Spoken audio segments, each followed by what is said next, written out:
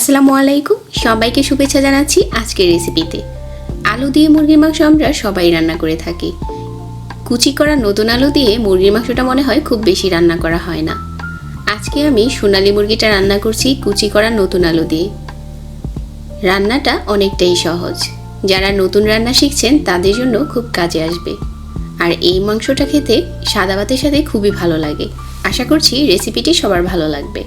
প্রথম দেখে নিচ্ছি মাংস রান্না করার জন্য কি কি উপকরণ নিয়েছি।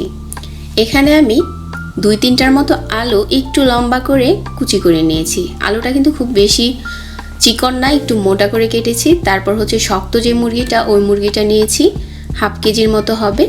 পেঁয়াজ কুচি নিয়েছি 1 চা চামচ মরিচের গুঁড়া, 1/2 চা চামচ ধনিয়ার গুঁড়া, আর 1/2 চা চামচ নিয়েছি হলুদের গুঁড়া। জিরা গুঁড়া নিয়েছি 1/2 চা চামচ, আর আদা আর রসুন বাটা নিয়েছি 1 টেবিল চামচ। তারপর এখানে নিয়েছি কিছু আস্ত গরম মশলা। তো এই হলো আমার মাংস রান্নার মশলার উপকরণ। চলুন এবার রান্নায় চলে যাই। চুলায় একটা প্যান বসিয়ে দিয়ে দিচ্ছি এখানে 1/4 কাপের মতো রান্নার তেল। তেলটা গরম হয়ে গেছে। তারপর এখানে দিয়ে দিলাম 2 টুকরা দারচিনি, 1টা তেজপাতা আর 4টার মতো এলাচ। আর এখানে দিয়ে দিচ্ছি পেঁয়াজ কুচি। প্রথমে তেলের সাথে পেঁয়াজটাকে কিছুক্ষণ ভেজে নিতে হবে। পেঁয়াজটা ভাজা হয়ে গেলে তারপর 1 টেবিল চামচ আদা আর রসুন বাটা দিয়ে দিতে হবে। আদা রসুন বাটাটা খুব ভালো করে তেলের সাথে ভেজে নিয়েছি। তারপর এখানে 1 টেবিল চামচ পানি দিয়ে দিচ্ছি, কারণ আমি এখানে গুঁড়া মশলাটা দিব। গুঁড়া মশলা দেওয়ার আগে একটু পানি দিলে পুড়ে যাওয়ার সম্ভাবনা থাকে না। মরিচের গুঁড়া দিয়ে দিচ্ছি জিরা গুঁড়া, ধনিয়ার গুঁড়া দিয়ে দিচ্ছি, আর 1/2 চা চামচ হলুদের গুঁড়া দিয়ে দিচ্ছি।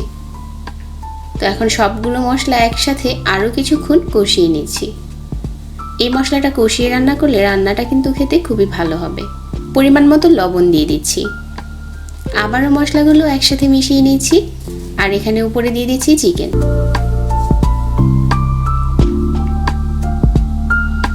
তো চিকেনটাকে মশলার সাথে খুব ভালো করে মিশিয়ে নিয়েছি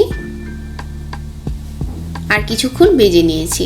যখন ভাজা হয়ে যাবে তারপর হচ্ছে দিয়ে দিচ্ছি 1/2 কাপ পানি।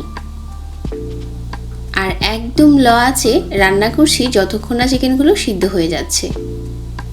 আর মাঝে মাঝে নেড়ে দিতে হবে। তো আবারও ঢাকনা দিয়ে ঢেকে দিচ্ছি। বেশ কিছুক্ষণ পর আমার এখানে চিকেনটা খুব সুন্দর করে কষানো হয়ে গেছে আর চিকেনটা অনেকটা সিদ্ধ হয়ে গেছে। ওই পর্যায়ে হচ্ছে আমি আলুটা দিয়ে দিচ্ছি। আর আমি এখানে নতুন আলু নিয়েছি। এই আলুটা সিদ্ধ হতে খুব বেশি সময় লাগে না। মশলার সাথে নেড়েচেড়ে আলুটাকে খুব ভালো করে মিশিয়ে নিতে হবে। যখন মেশানো হয়ে যাবে আবারও ঢাকনা দিয়ে ঢেকে দিচ্ছি। আর ঢাকনাটাকে খুলে এখন 1/2 কাপ পানি দিয়ে দিচ্ছি। তো ঢাকনাটাকে সরিয়ে নিয়েছি। এখন আমার রান্নাটা কিন্তু শেষ। পানিটাও শুকিয়ে গেছে আর আলুটা খুব সুন্দর করে সিদ্ধ হয়ে গেছে। আমি একটা চামচ দিয়ে চেপে রেখে দিচ্ছি যে আলুটা খুব সুন্দর করে সিদ্ধ হয়ে গেছে। তো এখন আমার রান্নাটা শেষ হয়ে গেছে আর চুলাটাকে বন্ধ করে দিচ্ছি। এই রান্নার স্বাদটা কিন্তু একটু অন্যরকম। আশা করছি আমার আজকের রেসিপিটা সবার কাছে ভালো লেগেছে। আপনারা সাদা ভাতের সাথে এই জাল চিকেন বোনাটা খেতে পারবেন।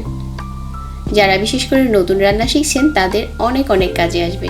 আজকের রেসিপিটা দেখার জন্য ধন্যবাদ জানাচ্ছি। সেই সাথে বিদায় নিচ্ছি। আল্লাহ হাফেজ।